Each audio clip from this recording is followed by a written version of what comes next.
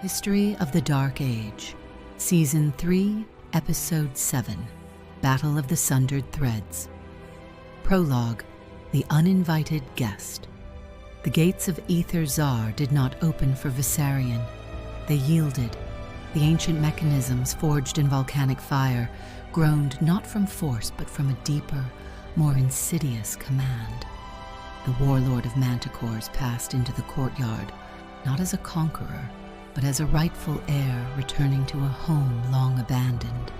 His presence was a cold blade slipped into the ribs of the fragile piece.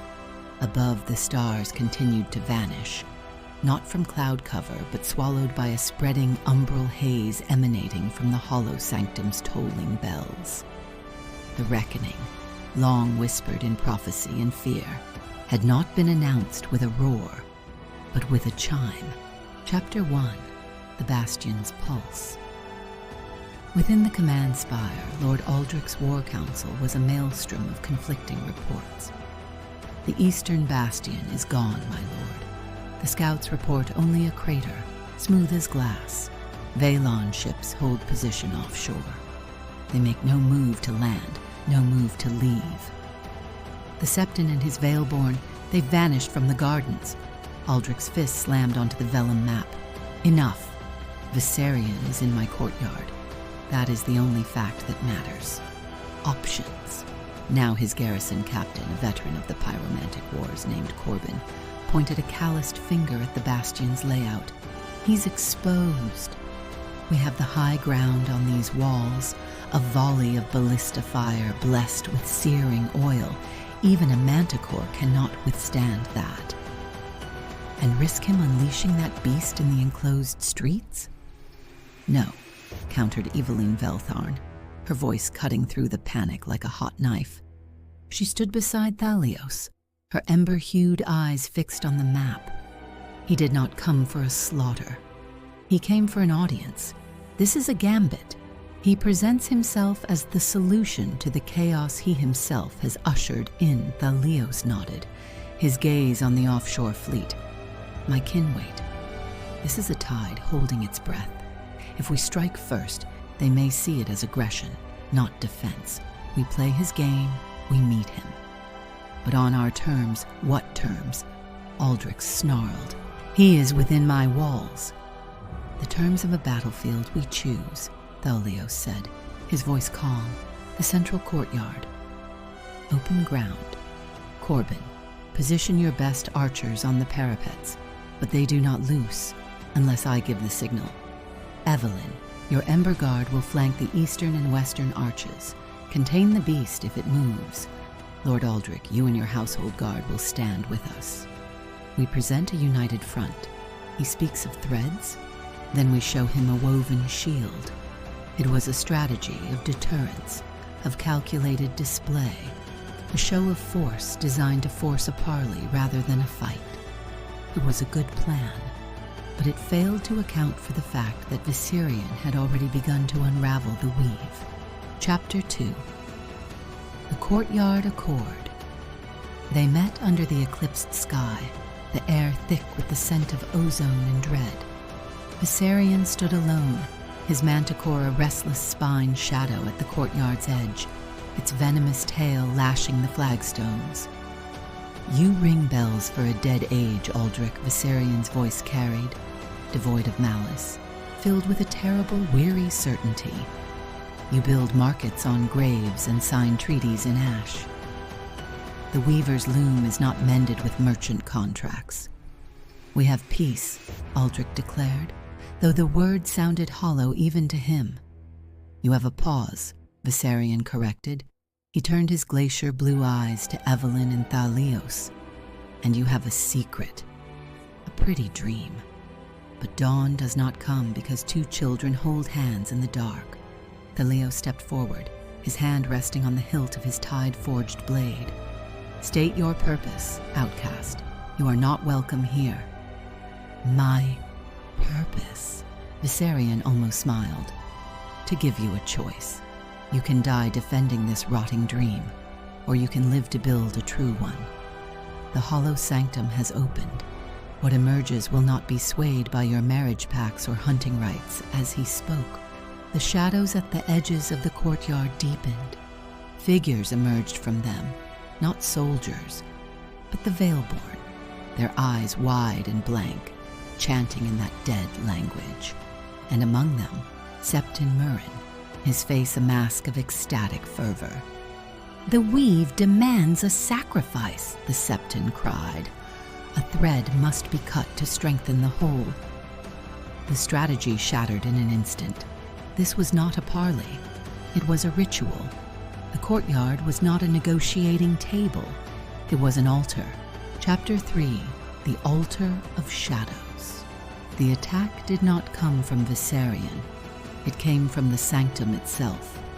The ground between them fractured, not with heat, but with a cold so profound it stole the breath from the air. From the fissure, things of shadow and forgotten memory clawed their way into the world, shapeless, yet armed with claws that could slice through soul as easily as steel. Corbin didn't wait for a signal. "Loose!" Ballista bolts shrieked from the walls. One tore through a Veilborn, pinning the fanatic to the ground. Others passed harmlessly through the shifting forms of the shadow beasts. "Fire and steel!" "They fear both," Evelyne yelled, drawing her flame dagger. A whip of pure fire snapped from her hand, carving through an advancing horror, making it shriek and dissipate. Her Ember guards rushed forward, creating a perimeter of blazing shields. Thaleos was a tempest of motion. His blade, singing with the power of the deep tide, left trails of salt water in its wake. Where it struck the shadows, they recoiled, dissolving as if washed away. "To the Septon," he roared over the din. "Break his concentration." The battle was a nightmare of conflicting strategies. Aldrich's guards fought a conventional war against an unconventional enemy. Evelyne's fire and Thaleos' tide were effective, but they were islands in a rising sea of shadows. And Viserion, he stood unmoved at the center of the storm, his own star-forged blade still in its sheath, watching. He was not the weapon, he was the hand that guided it. "Evelyne, the beast!" Thaleos shouted. The Manticore, enraged by the chaos, surged forward, breaking its master's stillness. It barreled toward a unit of Aldrich's guards, tail poised to strike. Evelyne met its charge. She didn't dodge. She poured her will into the ground, and a geyser of magma erupted between them, splattering across the Manticore's hide. It roared in pain and fury, turning its rage solely on her. This was Viserion's plan: divide, isolate, force the strongest threads to stand alone. From the parapets, Corbin saw it all unfold. The strategy was lost. Now it was simply a fight. Archers, ignore the shadows, aim for the fanatics, bring down the Septon. A hail of arrows shifted toward the chanting Veilborn. Several fell, their song turning to gurgles. The flow of shadows from the fissure wavered. Septon Murren screamed in frustration. "You blind fools! You break the loom!"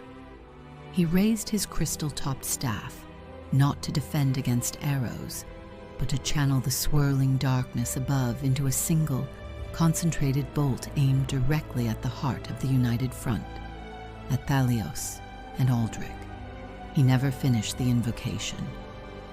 From the high balcony, a single, precise crossbow bolt, fired not by a soldier but by Lady Isolde Valmar, her mourning veil discarded, her face a mask of cold resolution, took the Septon through the throat. The chanting stopped. The fissure shuddered and began to close. The shadow beasts flickered, their forms becoming insubstantial.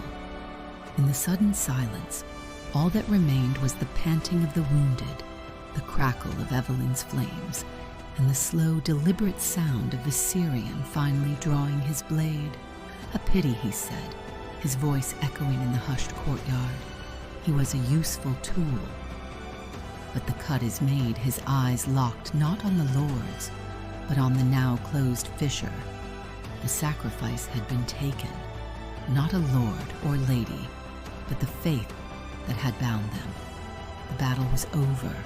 The war for the realm's soul, however, had just been declared. He mounted his wounded Manticore. The next move is yours. Build your bastions. Sign your treaties. I will be watching from the true foundations. And as the first true light of dawn finally broke, piercing the unnatural gloom, he was gone, leaving behind a courtyard scarred by more than just claw and flame, scarred by doubt, by shattered alliances, and by the chilling knowledge that their enemy understood the battlefield far better than they ever could. He didn't fight for territory. He fought for belief, and he had just proven theirs was fatally fragile.